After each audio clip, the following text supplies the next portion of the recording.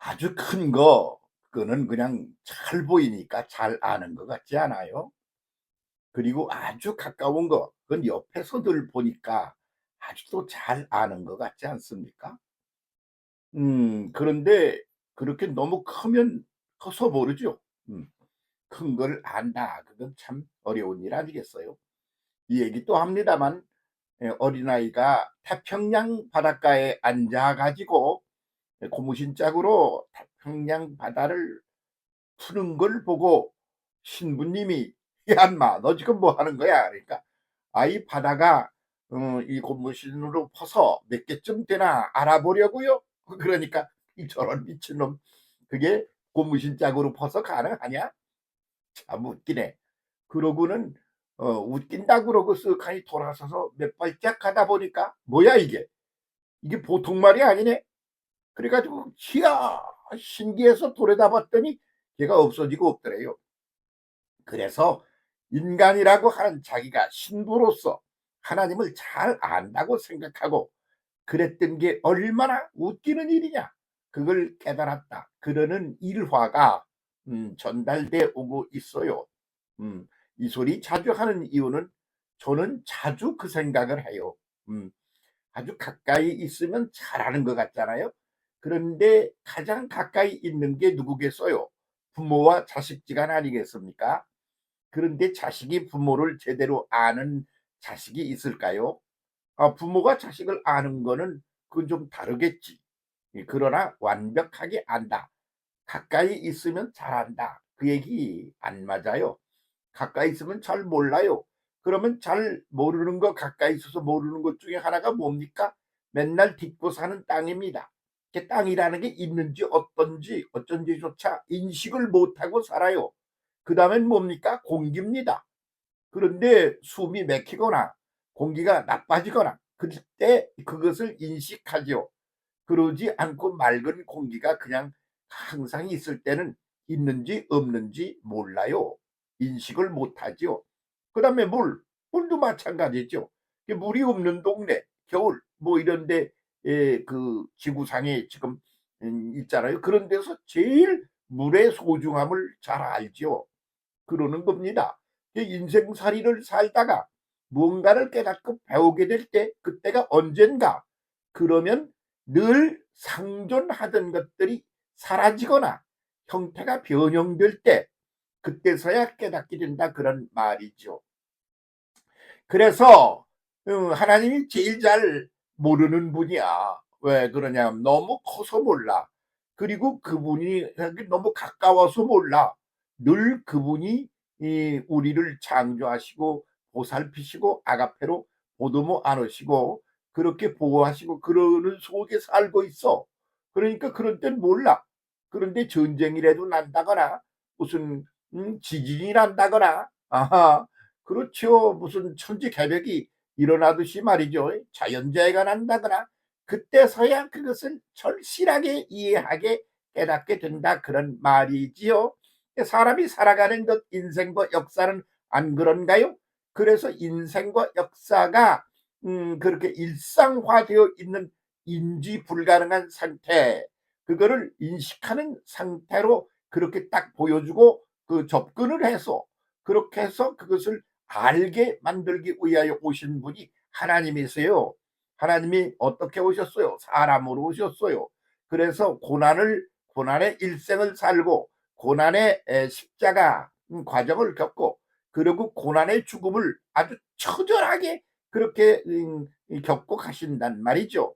그러면서도 그분은 아주 배고픈 사람은 먹이고 병든 사람은 고치고 그리고 슬퍼하는 사람을 위로하시면서 그렇게 살다가 하나님이 가셨어요.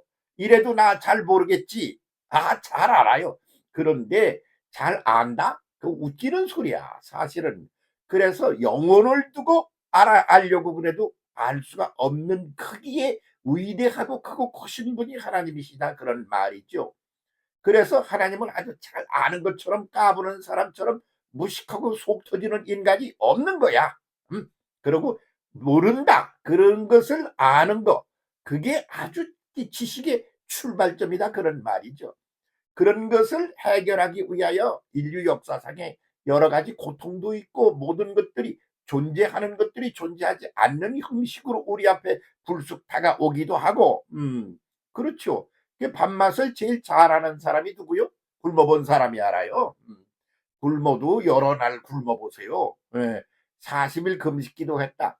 그냥만 아주 밥에 대하여 먹는 것에 대하여 아주 소름 돋도록 공부를 하는 사람이에요. 저는 40일까지는 안 했지만 그 해볼 만큼 해봤거든요. 그래서 먹는다는 게 어떤 의미인지 잘 알아요. 잔치상처럼 잘 차려놓은 거 저 그거 좋아하지는 않거든요. 그래서 아주 간단하게 먹거든요. 그러면 왜 그러느냐고, 이렇게 좋은 걸 왜 안 먹고 그러느냐고.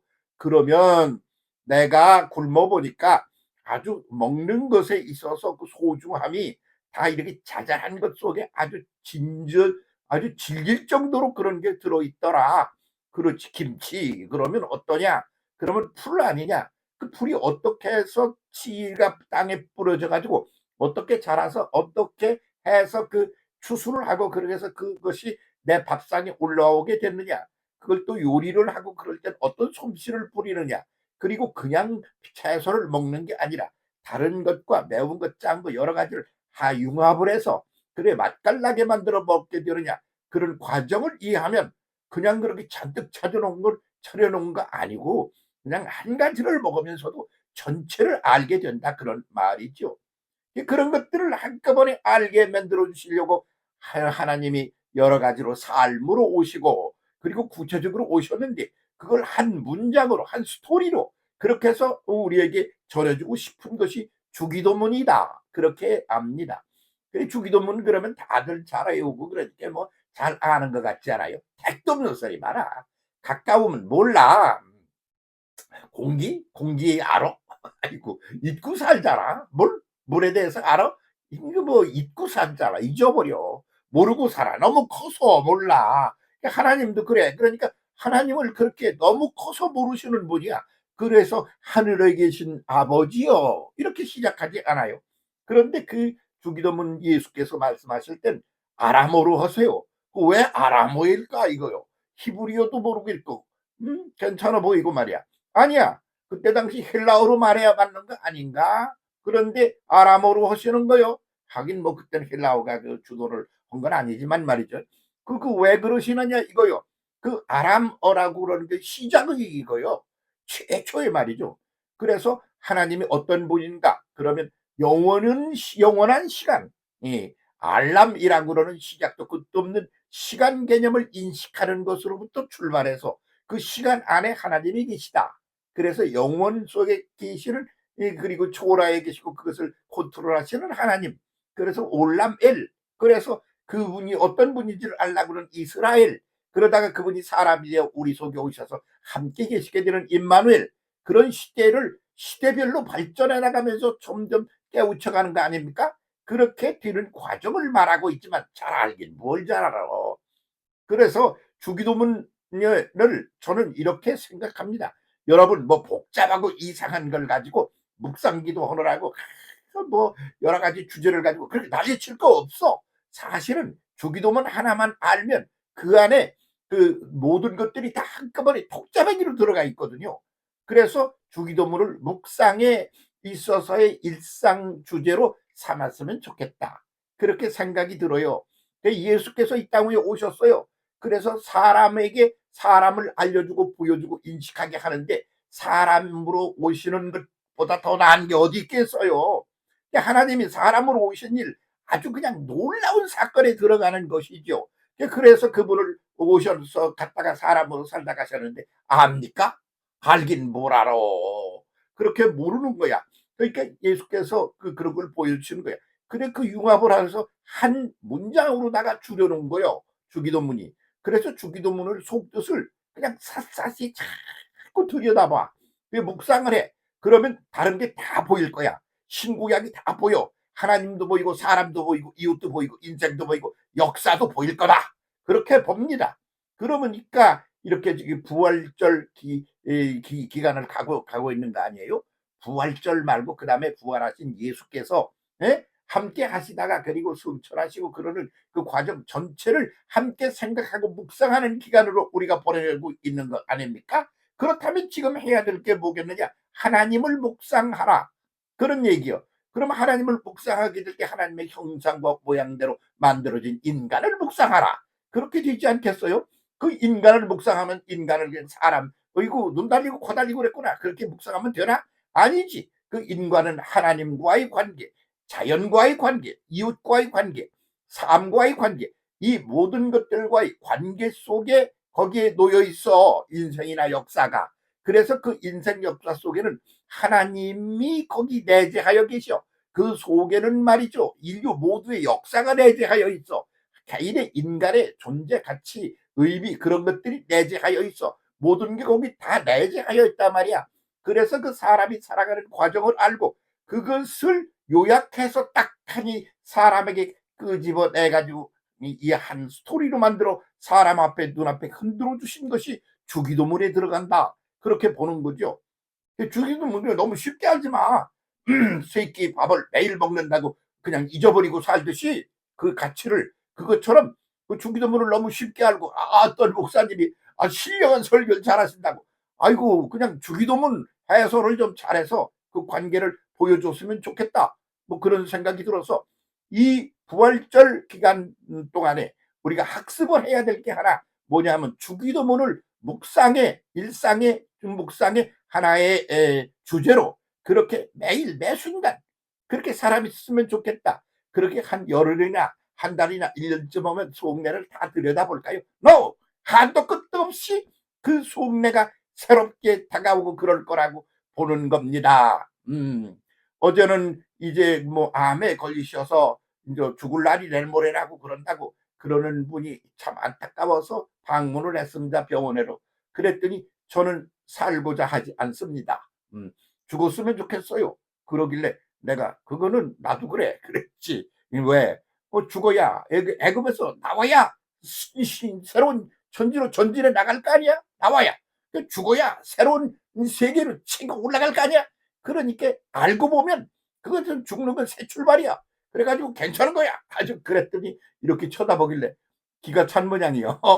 좀 오래 살게 해달라고 그러러 기도인 줄 알았더니, 이 기도하러 오신 줄 알았더니 이 목사님이 왜 이러셔 그러는가 봐. 그래서 내가 붙들고 기도했어. 하나님, 참 이 건강하고 쌩쌩하게 이 땅에서 삶을 잘 구체적이고 이런 것들을 깊게 높게 넓게 잘 체험하며 살아갈 시간을 넉넉하게 좀 주시라고, 제대로 좀 주셔서 그렇게 해주셨으면 감사하겠다고 그랬어요. 그랬더니 끄트머리가 하니까 아멘 안 하대. 왜 그러냐니까 나 자식들에게 뭐 폐 끼치고 사람들에게 폐 끼치고 그를 폐 끼치고 그러는 인생은 살고 싶지 않다. 도사 소리를 하고 있더라니까. 그러네. 사람 별 사람 다 있어.